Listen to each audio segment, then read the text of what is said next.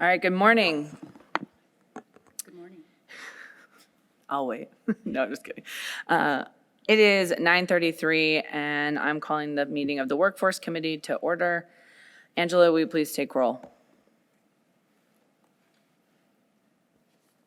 Chair Brown, Here. Vice Chair Perkins, Here.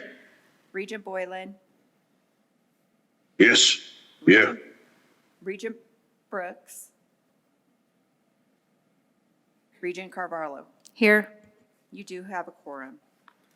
Thank you. All right, item number 1.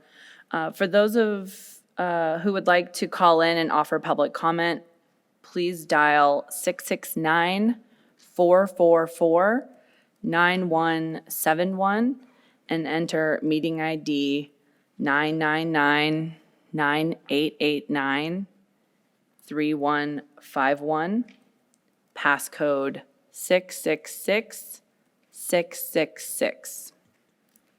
Is there any public comment here at UNR? Seeing none. SES, is there any public comment on the phone? There's none on the phone. Hearing none, we will move on to agenda item number 2.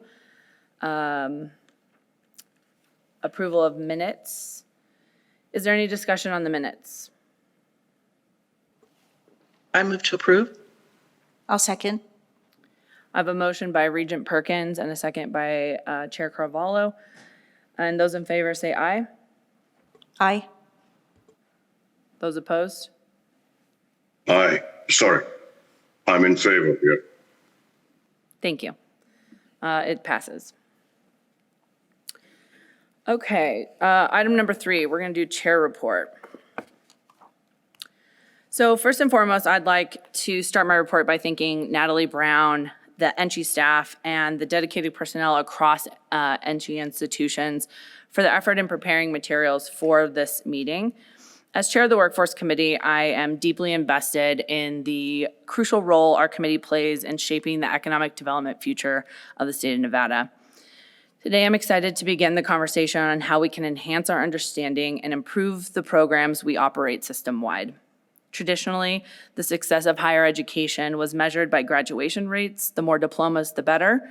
Today, we recognize that that metric alone is insufficient. It is no longer just about handing our students a diploma. It's ensuring that they are thoroughly prepared for the complexities of a 21st century workforce. Our responsibility is to equip them with the skills needed to navigate an ever-changing world and to lay a solid foundation that highlight diverse career opportunities. This means that we have to broaden our perspective to value our non-degree seeking students as highly as our full-time enrollees. Our current funding formula does not reflect this, yet we understand the vital role that upscaling, learning trades, and exposure to workforce programs play in our community. Every individual, regardless of their path, deserves access to these opportunities.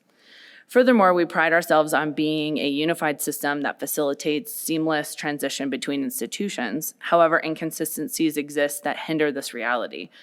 Our committee needs to focus on identifying and dismantling these barriers to ensure that higher education is not only accessible, but also practical and relevant to all students.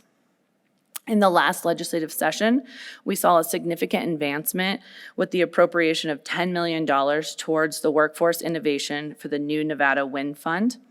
These funds are designed to foster collaboration between industry and educational partners to create, customize, and expand workforce development training programs targeting critical skill areas demanded by companies throughout the state.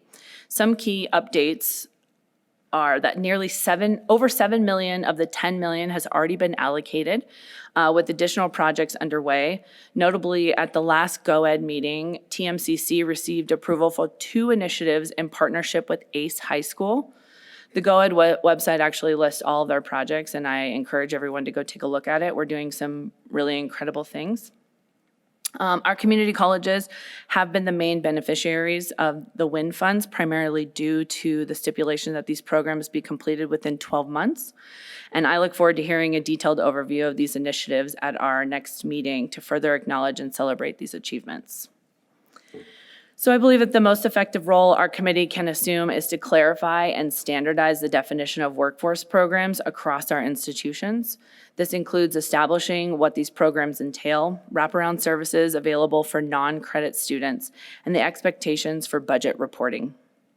Additionally, setting a clear reporting framework and cadence will enhance our oversight and understanding of these critical educational offerings. Lastly, it's imperative to address an ongoing challenge within our board's operations. When the Board of Regents approves changes to curriculum and degree programs, often we do it with limited information. With educational landscape and workforce demands evolving, we should also change our approach.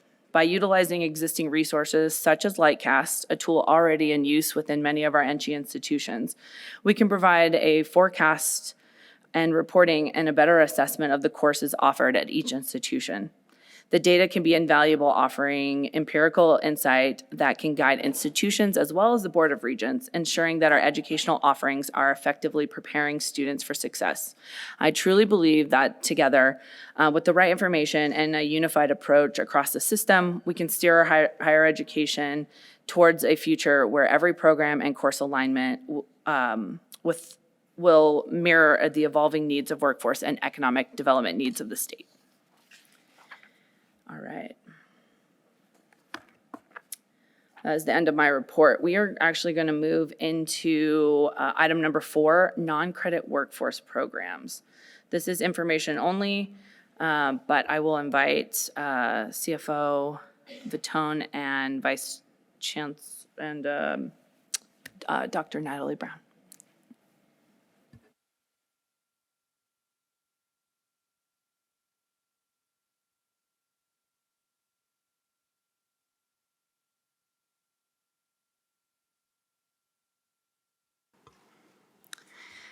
Good morning, Chair Brown, Vice Chair Perkins, members of the Workforce Committee, other members of the board. Dr. Natalie Brown, Assistant Vice Chancellor for Workforce Development and Community Colleges, for the record. Today's presentation is a continuation of the discussion on non-credit programs from June 2023, with some review and quite a bit of new information for you.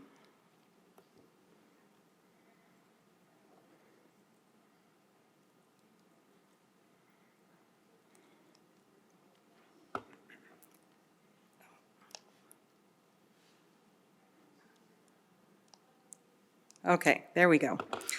So here's what we'll be covering today. 1, an overview of non-credit programs and non-credit workforce programs.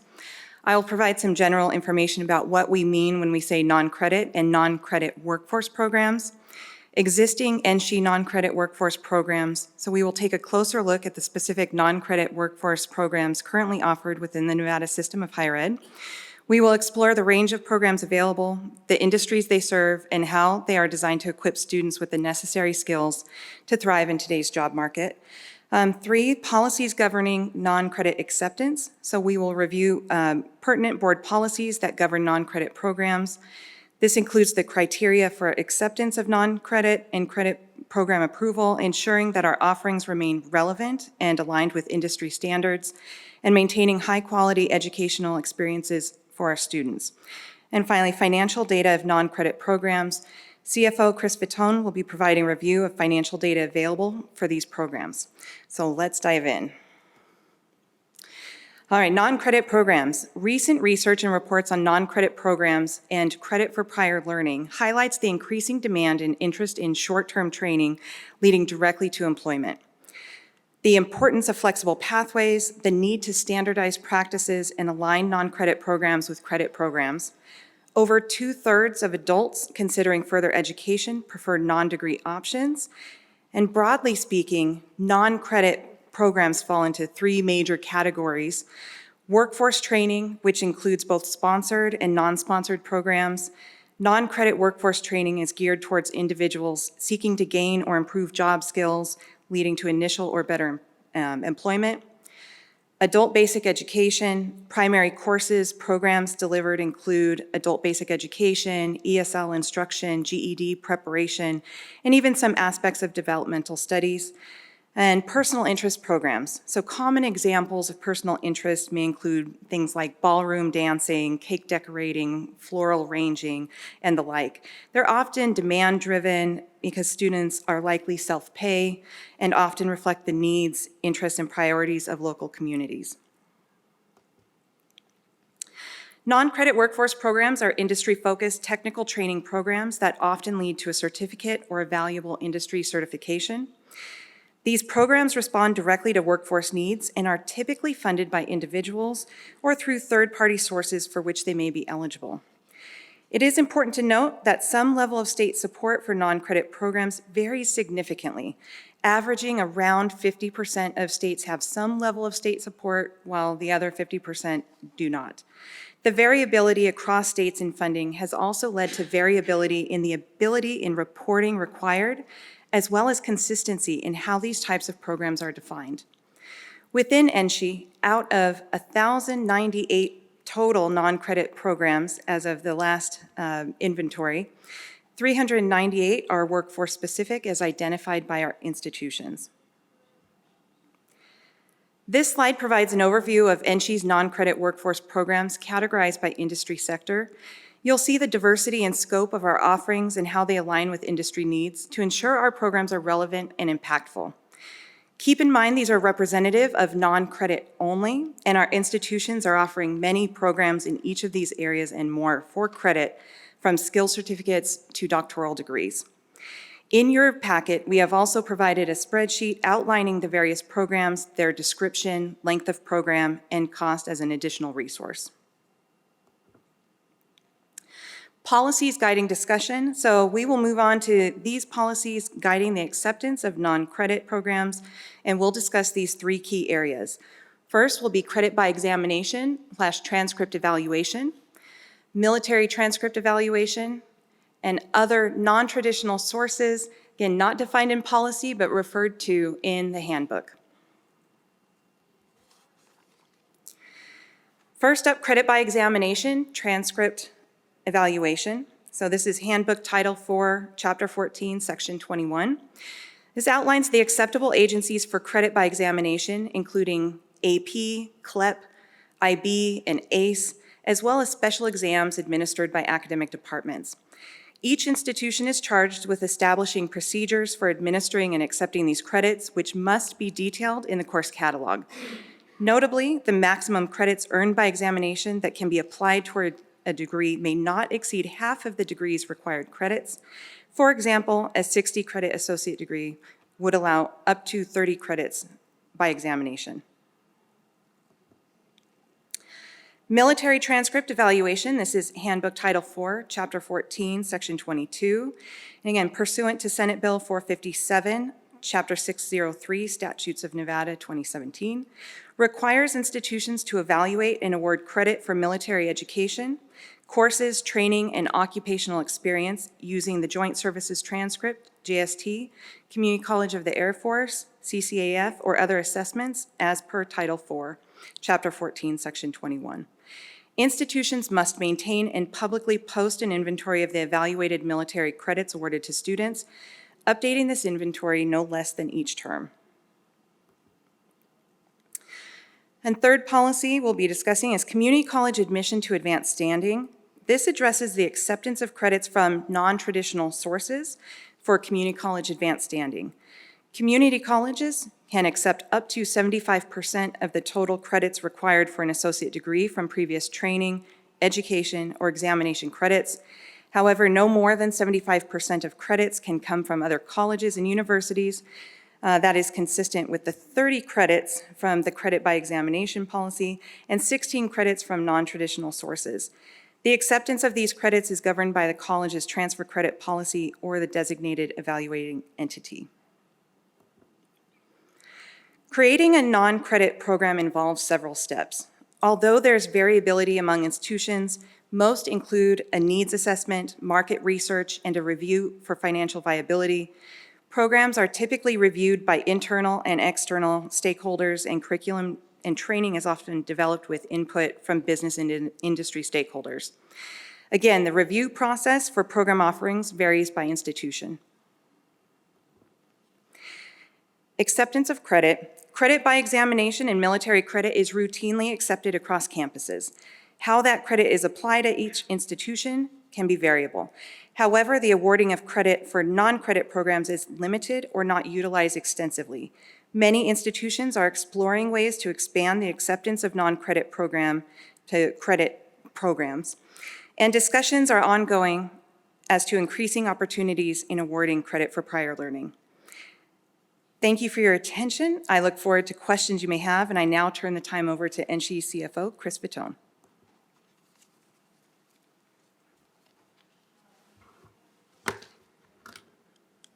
Good morning, Chris Fatone, NSHE CFO for the record. I'll start by saying it was probably only a couple weeks after I joined the system office that Dr. Brown reached out about this presentation and let me know that we were going to be needing to put together some financial data around the non-credit programs.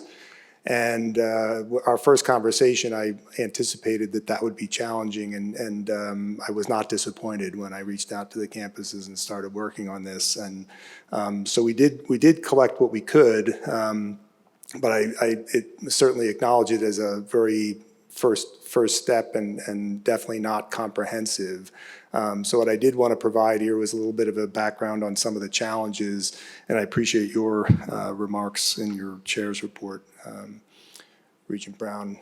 It is relatively uncharted waters in terms of trying to present financial data for the non-credit programs. I think, as you wouldn't be surprised, our core systems are really designed around the reporting requirements for the core academic programs, and the non-credit activity is largely grown in the departments as self-supporting and entrepreneurial type activity that falls under those self-supporting program guidelines, and those guidelines are clear in terms of programs being established or the authority under the president and that sort of thing, but there has not been defined standards or established standards around the accounting structure, how those programs would be handled in the departments from a program budgeting and reporting perspective.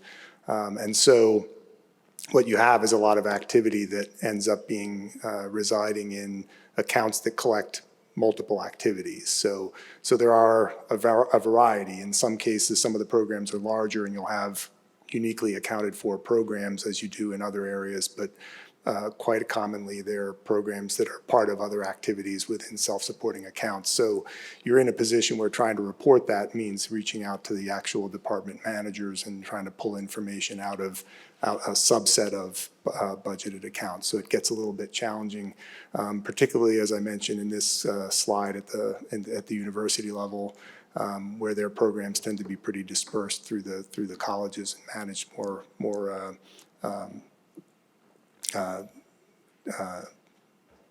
at the college level. There we go. So we did collect some information, and I provided a couple slides here because I did think it was important to be clear about what is included in these figures. As Dr. Brown mentioned, there's over 1,000 programs. You can tell from the list on this slide that not all are included in this financial data that's being reported. And again, I think that I do appreciate the interest and the importance of being able to collect this data. So I think we'll look forward to the opportunity to improve on that with the colleges, with the campuses. So a couple of slides just outlining the specific programs that are reflected, and then this slide for you that summarizes the activity that was provided from those institutions related to those programs that were available on the prior pages.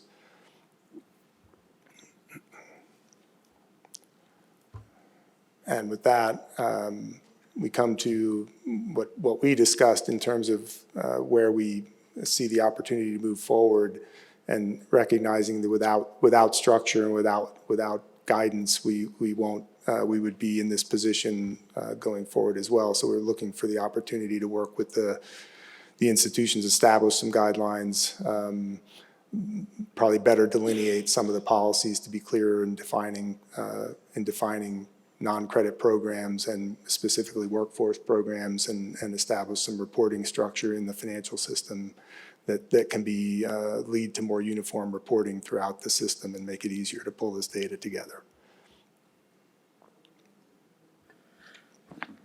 Thank you both for that presentation. I'm going to open it up to the committee for any questions. Madam Chair, if I may. Please, Regent Perkins. Okay, I just have, when I was looking at the financial data versus the amount of, hold on, there we go, versus the amount of non-credit workforce programs being offered, I'm going to just pick on TMCC for a minute. They have the most programs, but yet they spend about half the money of another institution. And I was wondering, is that because of the reporting standards aren't uniformed, or is it because they're, well, why would that be?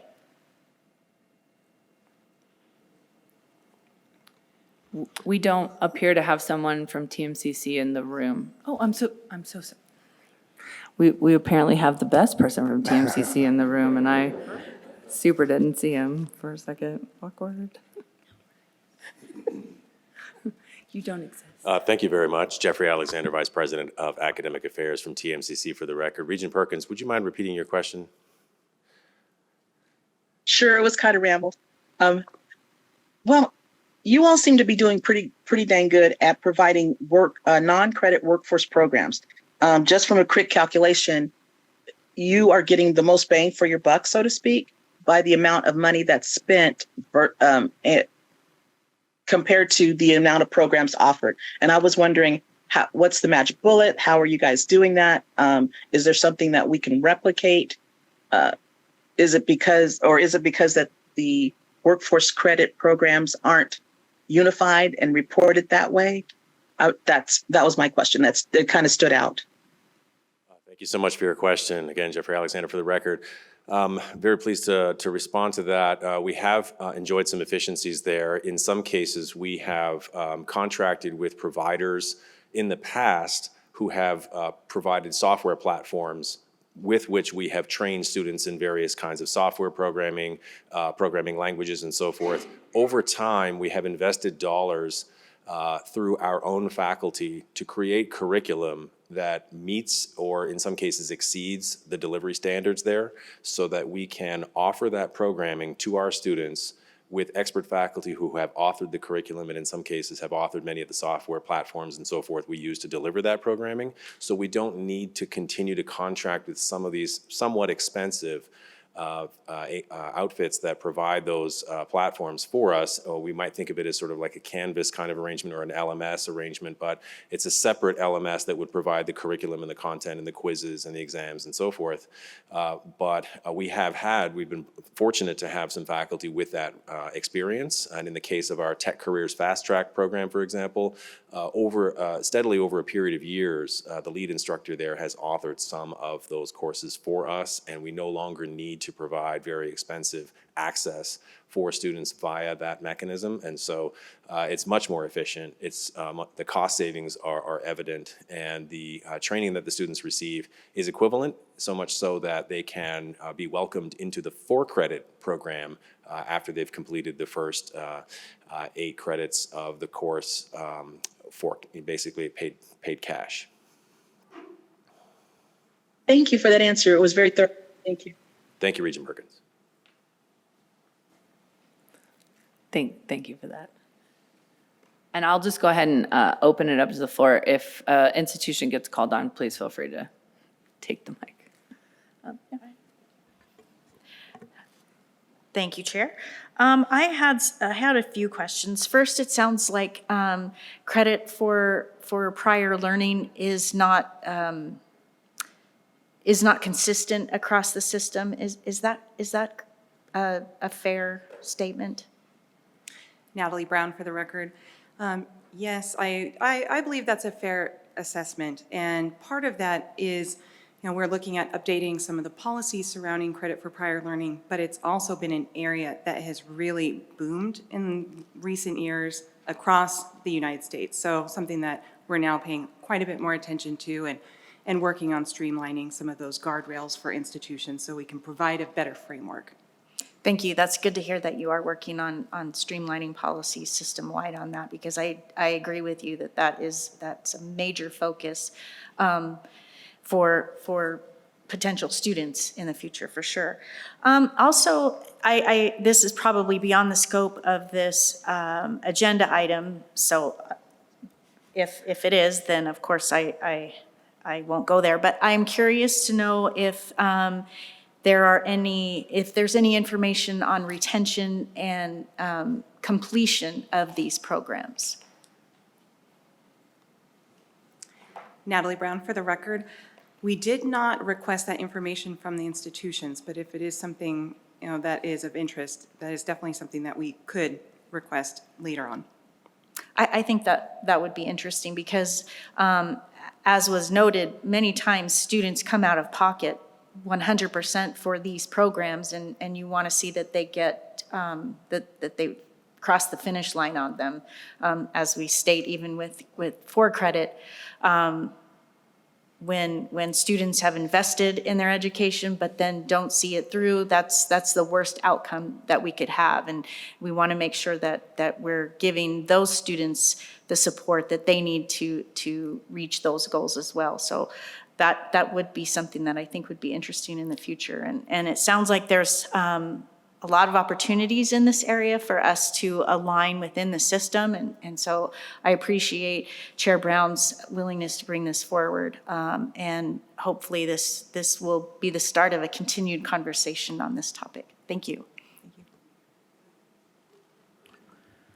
Thank you so much, Chair Carvalho. Does anybody else on the committee have some questions before I get started? All right. Thank you so much. When we first sat down to talk about this, I had a million questions. And to piggyback on what Chair Carvalho is saying, the inconsistencies, I think, make it difficult for the Board of Regents to, one, understand what's going on, but two, also be able to understand what's the ROI for the institution.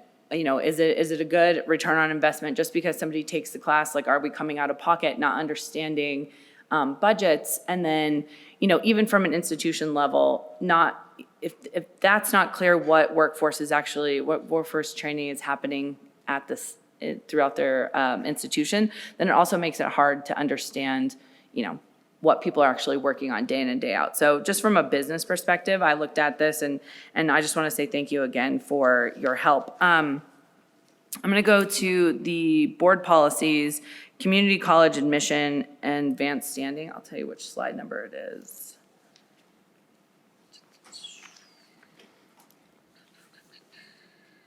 I don't know. It's on page 3 for me, but that's not helpful.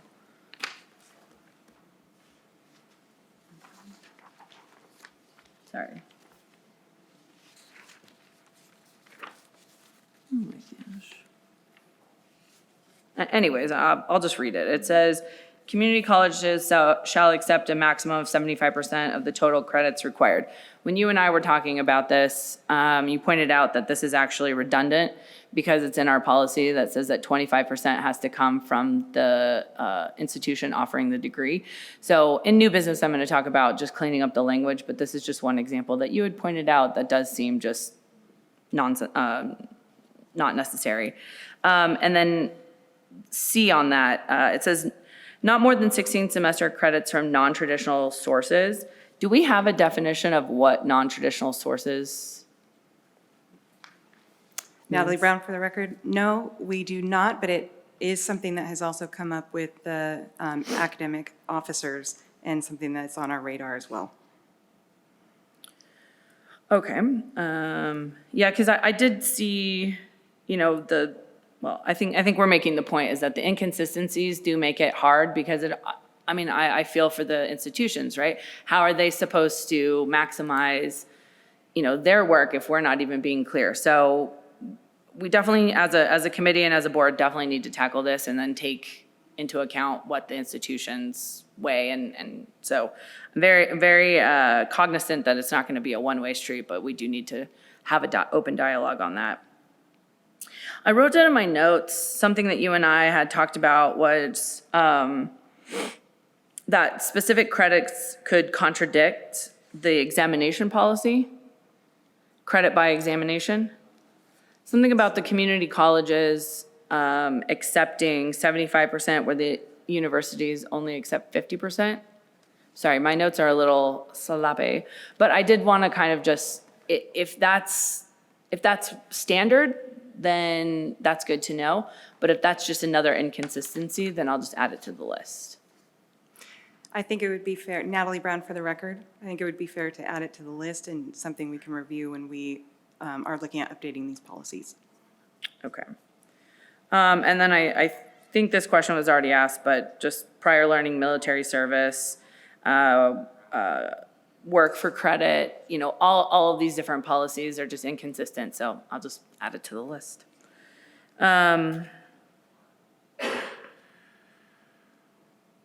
Oh, I did have a question. Do we have any, it's the process to create a non-credit program.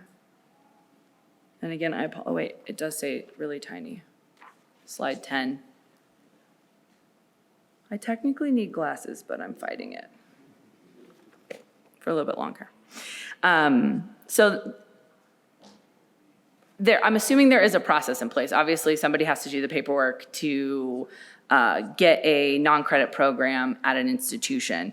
But do we have consistent documentation between, I know at a R1, the colleges will most likely do some of this, but at a community college, do we have consistency of like what's market validation? How do we determine if this is like a good program? Is there a cost benefit analysis done?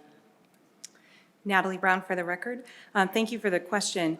Across our institutions, it is done differently. Now, how the process works, we do have policy that does delegate the authority to approve non-credit programs to the president or their designee. In some cases, I think the institutions are documenting the process to create and assess non-credit programs. Some are better than others, but there is some room to tackle some consistency issues. Okay. I have a question about the funding sources. So we know that the students pay directly. I think there was opportunity where this could be, but so who monitors the budgets? Never mind who pays for it, like who actually monitors the budgets?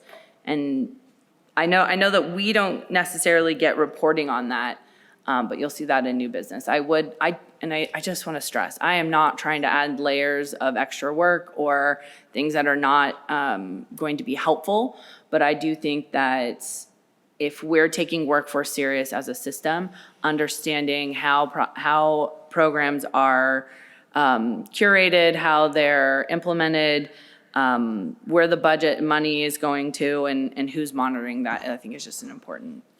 Chris Fatone for the record. So I think it's probably, there is some variety there also in terms of how things are handled at each institution. But I would say generally speaking, you're talking about department budget managers, business managers that would be responsible for their areas, accounts, monitoring that activity, in addition to the program managers themselves. So the stewards of the programs obviously are responsible for their budgets, but each unit would have a unit business manager, budget manager, and then campuses will have central budget offices that'll oversee the budgeting process for the campus, including, collecting that activity and reviewing as the new budgets are built, reviewing actual activity for prior periods and that sort of thing. And I know that the ultimate goal of these programs is to either be self-sufficient, maybe make the institution a little money, which is great. And that means that they need to cover the staffing time. Now, I don't want to touch the third rail here, but I am curious is it consistent that if a professor is teaching a non-credit class, that portion of their pay comes from that non-credit budget? Or is there not like a delineation? Am I asking the wrong question? Chris Fatone, again, you're asking a good question. The answer to that is that it should be. Would be a matter of monitoring or assessing it. But certainly, this self-supporting activity is expected to cover the direct cost of delivering those programs that would include that sort of activity. I think often that activity may be happening as the additional time. I'm drawing a blank on the term. Like maybe this is an added. Overload, right. Yeah, okay. Well, I think because we don't ever see budgets, it's hard to make that determination, which is why it's just a question. And I'll just say, my last comment on this is that this is such a value add for our state and our students, and like, this is a major economic development driver. And I want to celebrate this, which I think we need to better understand what's actually happening. So I'm glad we're at least having this conversation, and I look forward to some follow-up. Does anybody else on the committee have any questions? Yeah, please. Thank you. The discussion about the offerings that each of the institutions has, it makes me wonder as well, and I don't want to get into the weeds on this, and I don't know where we are with it, but is there a need for mission differentiation or or some sort of definition of who should be involved in certain non-credit programs, or is that right now? It sounds to me that it's up to the institutions to do that on their own. And I realize that these are, self-supporting activities, and so I don't know. I feel like this is an area that's normally left to the institutions. I just don't know if there's a need for any kind of structured approach to this, or if we want to let institutions do their own work and in some ways be competitive in this area. I feel like it's entrepreneurial and meeting the needs of each of the communities. I just don't know if that's a consideration or if it's been an issue in the past. It'd be something that maybe we could talk about as well. Natalie Brown for the record. I'd say one of the hallmarks of the non-credit programs is how nimble and flexible they are to meet the community needs. And oftentimes those are with partnerships that an institution has directly with business and industry, which is fantastic. Now, as we move forward with the next steps, whether that is streamlining some of the verbiage that's used to describe non-credit program activity, some of the financial aspects, that might help answer some of those questions down the road. As far as mission differentiation, I know we will have lots of discussions coming up on that in future items, and I look forward to that too. And if it is decided that the non-credit programs is part of that, we can certainly make some adjustments as needed. Thank you, and I certainly wouldn't want to hinder any nimble approaches or relationships that our institutions have with industry, because those are very, very important, and I wouldn't want to get in the way of that. I just am opening up the dialogue about it, not necessarily going down that road. So, thank you. Regent Brown for the record. I'll echo. I actually think it's worth a dialogue. I think it's worth having the conversation. I'm sure many people in this room know, but it is extremely difficult to stand a training program up in the state. The Post-Secondary Commission has a lot of requirements. I think it's important to dot the i's, cross the t's. But I have personally used this in my conversation with companies looking to train. I've passed them on to our NSHE institutions as good partners.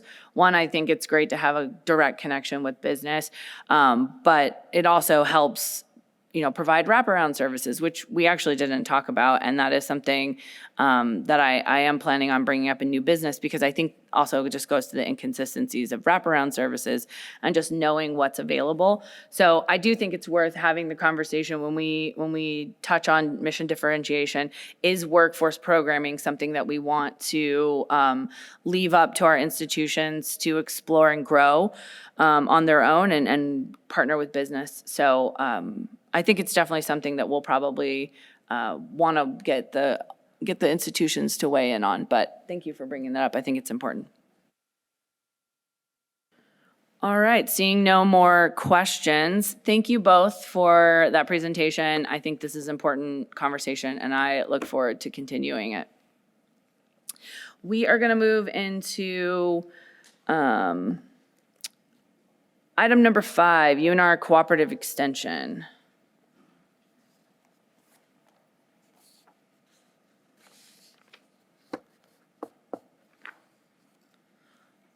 All right, the floor is yours, Provost Thomas. Turn on the microphone. Thank you, Chair Brown, Vice Chair Perkin, Regents, for the opportunity to provide an update on the University of Nevada, Reno Cooperative Extension Office.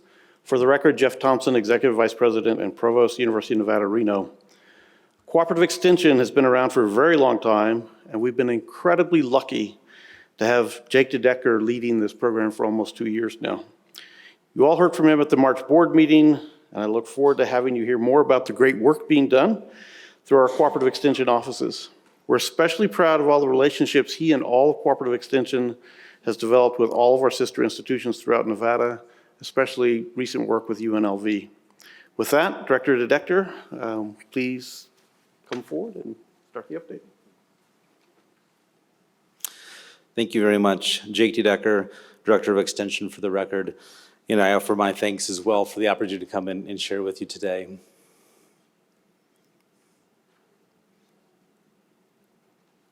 So first, just a little bit about Extension and who we are.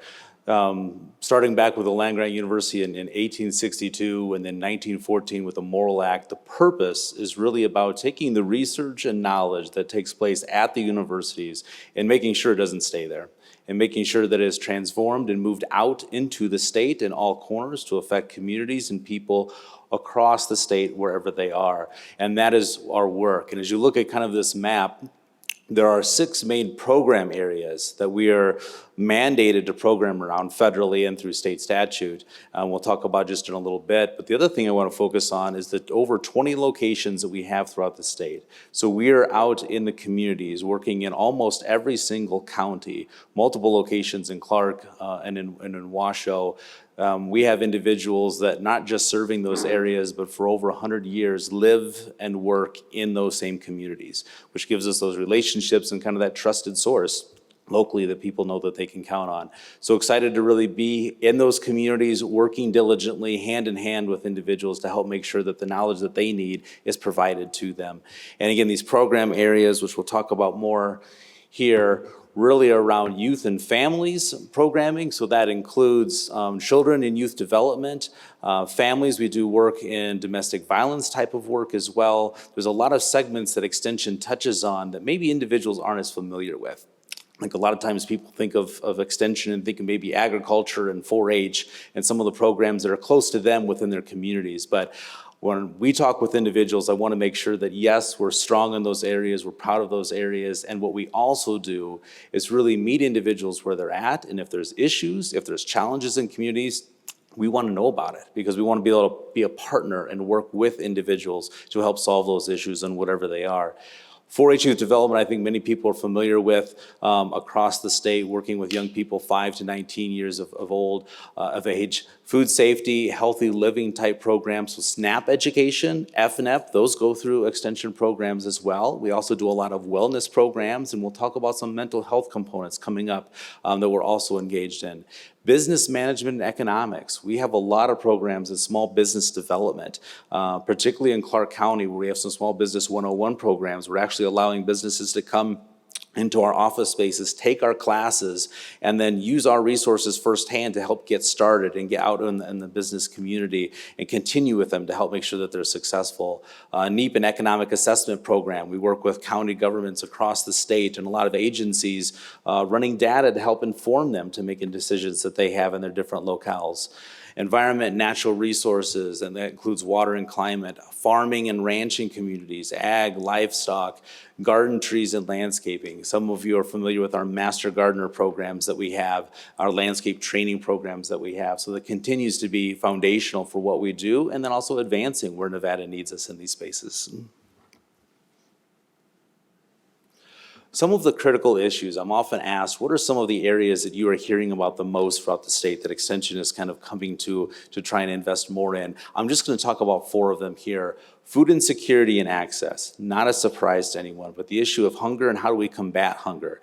So we have individuals that we have hired, particularly in Clark County, but also working across the state in urban agriculture development, not just production, but food systems and dissemination. Where can we get local food produced to individuals where they need it in urban and rural communities? We're working on a federal grant and with local state partnerships to advance some food system work within the West. And really Nevada is well positioned, in Las Vegas and particularly, to be a hub of this urban agriculture work that we're excited to continue to advance. This work is also in partnerships with food banks like 3 Square and Northern Nevada Food Bank and others as we work on how can we partner together to address food insecurity and hunger within the state. Education, children and youth development, a foundation of what we're doing, and I really appreciate the comments that have been made around workforce development, which is really woven through a lot of the programs that we have within 4-H at the national level and then at the state level. I'll talk a little bit about some of those programs in a bit, but what we're also working to do is how can we support our K-12 system? We have a lot of programs in school as well as after school through 4-H and other sectors of extension, but what can we do to advance that even further in terms of teacher trainings and engagement?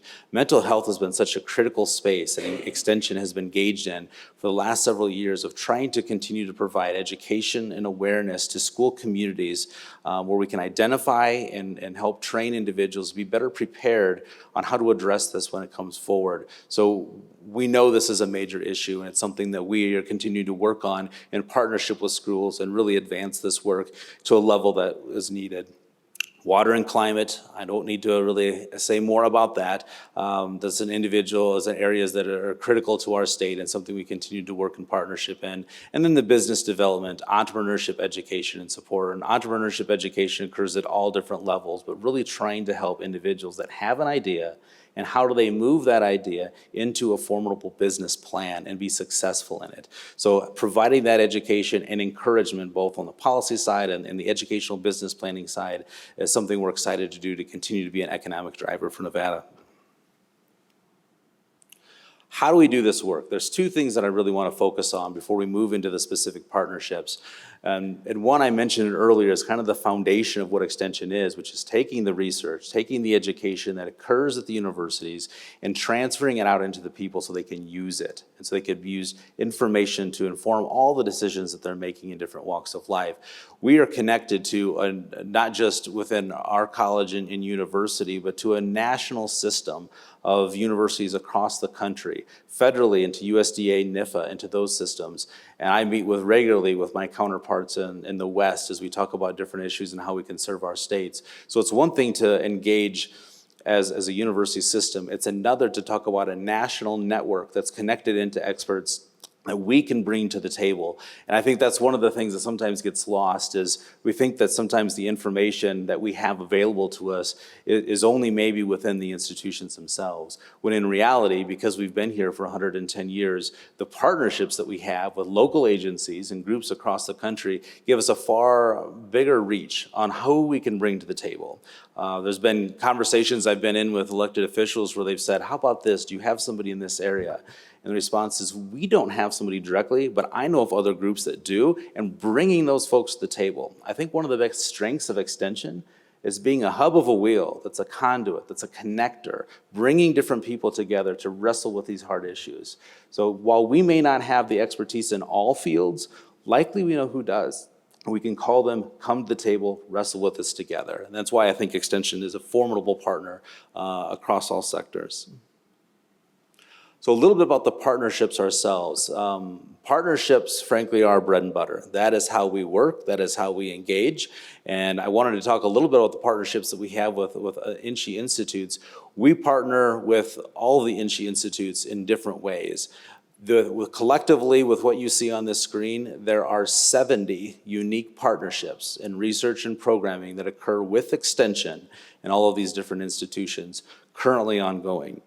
And more are happening all the time. As an example, this week, I received an email from a staff person that there's a program that UNLV does where they send out a newsletter and there's some diet and nutrition information as well as some recipe cards. And one of our staff was included and said, well, you know, we have a chef and a registered dietitian on staff. Can we help provide some of that information on the newsletter? Would that be helpful to you? And the response was absolutely. So now just within the last 2 days, UNR Extension is providing some recipe cards and some nutrition information out to groups that UNLV work with as just an example of ongoing partnerships, of how we continue to see opportunities, we reach out with one another and we say, how can we help you be effective? Wanted to talk a little bit about UNLV and show a video, because a video was done for an event back in end of 2022. While we have partnered with UNLV for a long, long time, and we celebrate those partnerships, we also know that there's opportunities to even advance them. This is a video that brought the universities together to kind of talk about that renewed energy and moving forward. Are we able to show the video? Perfect.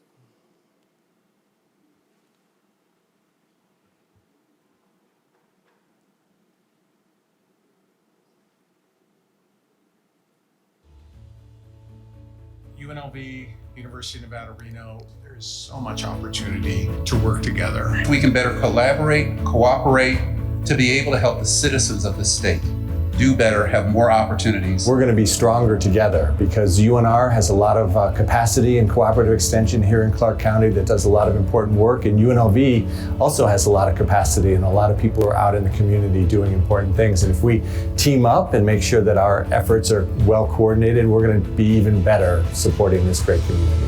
Both universities have great faculty, great academic programs, and we complement each other in a lot of areas. But we also have strengths in different areas. And this is an opportunity to bring those strengths together to serve the people in Clark County.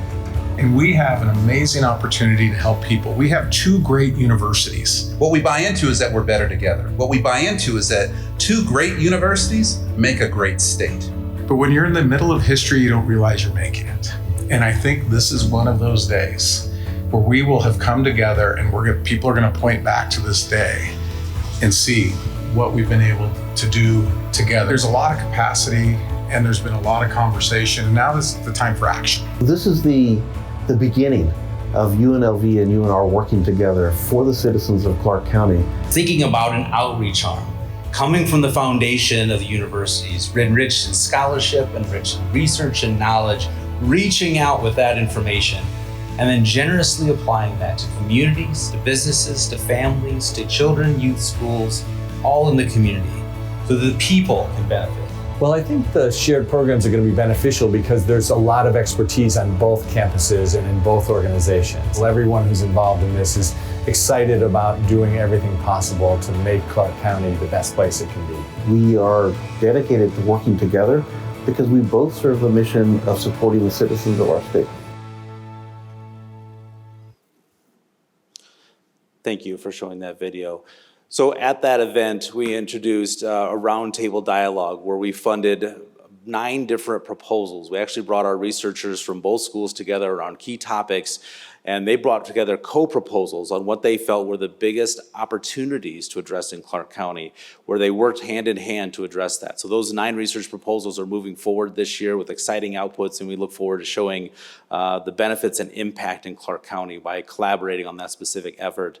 We've also have joint faculty appointments, 2 between UNLV and UNR Extension, advancing this type of work, and one continues to look for other resources on how we could advance the mutual efforts that both institutions are moving forward with for the betterment of Clark County. So many more of this to come, but excited to be able to share that and what has happened, again, through 50 unique partnerships that we have between UNLV and Extension right now. Just a few others, and again, I wanted to touch on some that you might not be as familiar with. We do programs around pregnancy and postpartum exercise programs with the 2 institutions, wellness criteria for early childhood professional development, and then a food sovereignty project and tribal students program. And you can see that picture on the far right of the screen that was taken at our 4-H camp at Lake Tahoe with individuals located across the state of Nevada coming in for that effort. In this picture, you can see President Keith Whitfield being a main speaker at a conference we co-hosted together around aging mastery program. And President Whitfield is an expert scholar within this area, so we were so excited to have him come and be a key speaker at this event, but just another opportunity that we partnered together and to bring in mutual experiences to benefit the community. And this was actually a national conference that many people came and benefited from. So moving to DRI is just some examples of some others, and obviously I can't touch them on all of them today, but just a few others. So DRI, there's work, of course, that we do with water efforts. There's 5 unique partnerships that we have right now and growing. And right now we're actually talking about partnering on some lightning talks and bringing their faculty together with our faculty around some key issues in water, natural resources, and identifying other types of programs that we can collaborate in together. So we're excited to launch that program in the coming months and have those lightning talks between our faculty. TMCC is another. We have 4 or 5 programs with TMCC as well. Just 2 examples of the pollinator garden tour that we do. Pollinators just continue to be a really important area for Nevada and something we're excited to grow in. Fire Science Academy of Arts, Careers, and Technology. So kind of bringing those aspects together to help educate young people and adults in that space as well. So just a few examples of some of the partnerships that we have. Given that we're talking about workforce development, I couldn't help myself but to mention just a few things that we do in workforce development that you might not be aware of. Early childhood workforce training, so we train a lot of professionals that are desiring to go into early childhood workforce with some licensing requirements and providing that early training and a foundation for them to build on. Spiral Up Academy is related to that as well. Pre-K professional development work for early educators. We have a lot of robotics programs for after-school 4-H clubs and that STEM work, which is so hands-on and so vital. We do pesticide safety education programs. We talk about certifications and non-degree seeking efforts. Some of these would fall within those ranks. And then landscaper trainings, where they are certified as landscapers in certain areas, usually in water conservation and stewardship within those spaces. Across the state. So excited to offer these and many more. And as I said, 4-H is integrated in workforce development as a really important part of what we do. Just to kind of wrap this up, how Extension works and how we're helping Nevada thrive. We're prioritizing investing in key areas that affect our state. As we talked with elected officials, as we talk with folks in the community, it's how can we help? How can we bring resources to bear to improve the situations in your community? We have diversified funding through county, state, federal grants and contracts to increase our faculty footprint across Nevada to make sure that we can serve all corners of the state. We're engaged in reaching new audiences and communities all the time and bringing all of expertise and resources throughout the state into communities. And really, we serve as a connector. We bring those local agencies, we bring national agencies together to help tackle dynamic issues that we are facing in Nevada. Our partnerships are how we work, and we will continue to work to enrich them and expand those partnerships, not just with the institutes, but throughout the state with a lot of different agencies. It's been a pleasure of mine to meet so many different folks in Nevada, excited to work together and excited to walk side by side through some of these issues.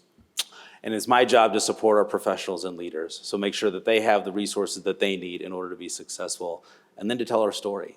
So we're doing a better job, I think, of having impact reports, and you're going to hear more about the work that we're doing and the value and the ROI that it really brings into different parts of Nevada. So thank you for this opportunity, and I'm happy to address any questions. Wonderful. Thank you so much, Dr. DeDecker. I'm going to open it up to the committee and see if you have any questions. Madam Chair, Laura Perkins here. Yeah, please, Regent Perkins. Thank you. First of all, I'd like to say thank you to Dr. DeDecker. He has been very active and very focused on maintaining those relationships and building relationships and actually deepening relationships that have been beneficial for our entire state. And the other one is when we collaborate like this, we save resources and we use the the limited number of financial resources we have when we coordinate things like this and we're not duplicating each other. I think Extension is a perfect conduit to maximize the use of our limited finances. And lastly, Dr. Dedecker, how can we help you as the Workforce Development Committee and as Regents? How can we assist in expanding cooperative extension or helping them improve or complete or? Thank you, Vice Chair Perkins. Jake Dedecker for the record. I think simply by having the conversation you're having is a great start, because it's imperative that we have this dialogue. And some of the things that you've said, I was taking notes as you're writing down, because it's so important with the work that we're doing. The connectivity, the understanding what the gaps are. I try to make sure that extension is present in a lot of different spaces, because I don't think people can realize the resources and connections that we have. So I guess an ask would be, as you continue this dialogue, if there are any ways that you think that we can help, I want to be at the table. I want to make sure that Extension's at the table, thinking through this and making sure that we can bring that to bear, because we are one state. And I think through the partnerships that we have, we're only better if we can continue to work. So one, thank you for asking the question. Thank you for continuing the dialogue, and we'd love to be at the table to continue to help. Thank you. Thank you. Okay, well, I have some questions. So I know you said 20 locations broken down, almost every county. Our two bigger counties are gonna have multiple. But if you had to, how many programs do you actually run? Do we have a good number on that? So program areas, I can tell you better. The exact programs that we have, we don't have a good count on that, because they happen at the local level, done by a lot of local staff. But it's great that you asked that question, because it's something we're working to quantify better as we move forward, as identifying those program areas of those specific areas. But in general, children, youth, and family programs, 4-H being one, the ag and natural resources, food, which is the food and security pieces, health and nutrition, wellness, that includes the mental health components that we're working on, and economic development, which includes some tourism and data sharing. Those would be the general larger buckets that we work within. Okay. Yeah, and I have your 6 categories: children, youth, family, health and nutrition, community and economic development, horticulture, agriculture, natural resources. If we had to just look at these 6 categories, can you put like a percentage of, like, if we had 100 programs, let's say, what percentage of them would be in the children, family, youth bucket versus horticulture? Great question. So I would say that the children, youth, and families bucket would be a significant one. If I could say that in terms of a percentage, I'm happy to get you that data in a more accurate way. What I can say is I think that would be one of the more significant ones. The horticulture area would also be significant, because typically when we talk about food insecurity, the master gardener programs, the trees, the landscaping services, and urban ag would fit within that umbrella. So because that garners so many different tentacles, if you will, that one would be a significant one as well.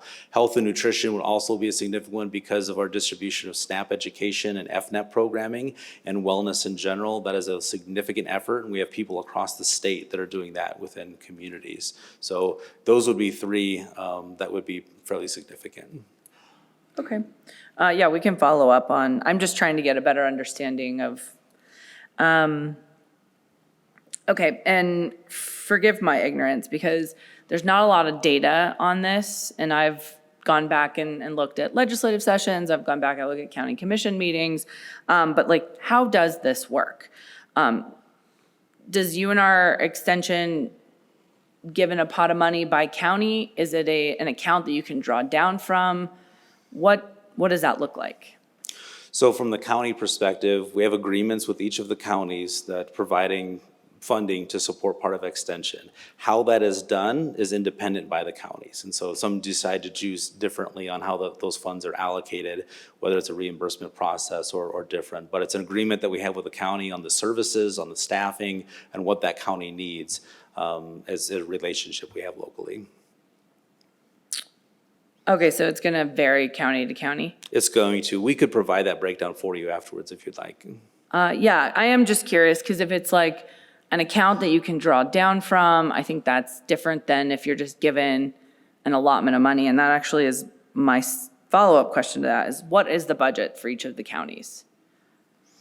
I think that would be another thing that I could follow up with you on as well. Obviously, that changes with the dollars that are available because it's usually through a tax levy Sure. that comes through. So we look at what is the expected and then what is the actual, but we can follow up with that information as well. Okay, and is this, are you, is it, do they do the tax assessments and then that's for the following year? Usually, so there's assessments that are done to project on what those costs are going to be, and we base those budgets off of what those projections are. And then there's updates throughout the year on what the actuals are as they come in. Got it. So I didn't know if it was, you started the year with a budget and then based off of, it's in I didn't know if it was in retrospect or if it's moving forward. So we can also follow up with that. You might not know this one either, but given each of, so if a county is giving you access to like a bank account and just putting it in there, I'm just curious how much money is actually left over by county? Like how much didn't get spent, that was allocated in 2023 that didn't get spent by December 31st, 2023? Yeah, and so all those are different as well because there's the annual operating budget that we have. There's usually a percentage that we agree to with the county that we keep. And then there's a portion that might be left over for special projects. And so sometimes those special projects are multi-year investments that we have with the county that we know that we're working towards. For example, some of the after-school programs we have with robotics. So sometimes those are some equipment purchases that need to occur over years. So those are all arrangements we have with the county and understanding that here's our annual operating, here's the part that we're gonna have left over that we're going to keep, and then these are the enrichment funds that we use to really advance programming that might be taking more than 1 year to do, but that we're all in agreement on how we invest it. And it might be, one program might take more than 12 months, so it's getting money from fiscal year 23 and fiscal year 24 and Exactly. I understand that. Exactly. And you just touched on it a little bit. I'm just curious, how much of the cooperative extension dollars pay for staff versus buildings versus programming? So between 80 to 90% of our budget is on staffing. And then the other 10 to 20% is on operations, which would include rental office space and equipment needs and things of that nature. But almost 80 to 90% is on personnel. And that's of the portion that you take for cooperative extension? That's our entire budget. Yeah, just, I think we're saying the same thing, just for clarification. You get a percentage of the tax dollars from a county. That percentage, 80 to 90 is on staffing, 10 to 20 is on building. That's not the total budget of cooperative extension by county. So that the 80, 90% is typically, that's how we look at it when we include state and federal and county funds all together, all in. We're about 80 to 90% of that on personnel, and then the 10 to 15% on operating. So the counties would be similar though. I mean, most of all of our funds are built within the personnel, and then depend on what the operating cost is in the county, depending on the facilities and equipment, that may differ a little bit, but by far and away, the personnel is where our budget goes. Sure. Totally, and I was also gonna ask about the federal grants that come in, because I know we still get those. So we can follow up on all of that, but I just wanna, I think I understand what you're saying. The federal money comes in, Washoe gives money, Story gives money. Of that, you take a percentage just to operate, which makes sense, you have to actually operate it. And of the percentage that you take, 80 to 90 is, that's not the total money that Washoe gives you. I just want to clear. And maybe I'm asking the wrong question, or I'm saying it wrong. Well, I believe that, so 80, 90% of the budget that we receive from the county per se is, every dollar of it is used for extension purposes within that county. So if it's a county fund that provides those dollars to extension based off that tax levy, those are the dollars used directly within that county to support extension work in the county. So it's not taken or used or shared. The dollars that we have through grants and through some state and federal allocations, that we can use in different ways to benefit the state that are also invested back within those counties, but the counties are specifically in the counties. So when I look at the back end and all the budgets, I'm going to see 17 counties in a federal budget. You'll see each individual budget for the counties, yep. Cool. That's good. And then I'm curious, who writes the grants and who identifies the grants? So a number of our faculty, that's a part of their work, is to identify grant opportunities to benefit the communities of Nevada. So a lot of times we do it in partnership, whether it's with state agencies or nonprofits or other groups as we work together, other NSHE institutes, of course. But usually that's, most of our faculty and staff have that as a part of their responsibilities. Awesome. I know in a lot of like government programs and line items, we can't pay for advertisement. Is that the same thing with the cooperative budgets? Because how do people find out about these programs? Yeah, good question. So we provide promotion and communication. We have social media channels. We have newsletters that we send out as well for the program specifically. So usually it's program specific. We have these events that are going on throughout this year. Our website is a big landing page for a number of individuals that we really try and circulate to go to. But we do invest in social media and through newsletter communications and bringing folks back to our website. Okay. I mean, if we're lucky, we could do a lot of organic marketing that doesn't cost. So that's good. Yep. Okay. And I am curious on just unpacking a little bit more because we obviously know there's a huge workforce need across the state. And I've always understood cooperative extension to be a major, like a big part of bridging those gaps. So you've identified a couple in the slides and in your testimony today, but like, how are these partnerships determined? Like who is making the determination of working with X institution or outside entity? You know, we only have so much money and so much bandwidth with staff. Who's making the determination on which to prioritize? I mean, sometimes it's coming from just conversations that I'm having with university leadership and saying, let's get together and talk. What are you doing? What are your interests? Where do we need help? And kind of line up where those things could be. And then a lot of times it's coming from our faculty and staff that are working in those communities that have relationships already. They're bringing ideas forward. Sometimes they'll come and they say, hey, what do you think about this? And I'll say, that sounds great. What do you need from me? So I think organically it comes from a lot of different places just because we have relationships in a lot of different spaces. And I don't want to narrow that. Like if there's a relationship there, let's talk about it. And if there's something I can help with, then I'm happy to do that. So it's kind of like, it could happen super organically, somebody can come and approach, but it would have to go through you. They do not have to go through me. I'd like to know about it because I think they're important and I want to support them. So I don't want my staff to feel like they have to run things through me, but I'd love to help where I can. So sometimes it's helpful to come talk to my office, but a lot of times it might be after the fact. Like the email I got this week saying, hey, just so you know, here's another opportunity that we're collaborating with UNLV on this. Perfect. So the entry point is really anybody within the cooperative extension staff at a building, online, there's multiple entry points. And there's been individuals of partners that aren't even with the institutions that have said, hey, I see an opportunity as I work with you two together, and here's an idea I'd like to share. Perfect. So I'm listening to that too. So absolutely organic.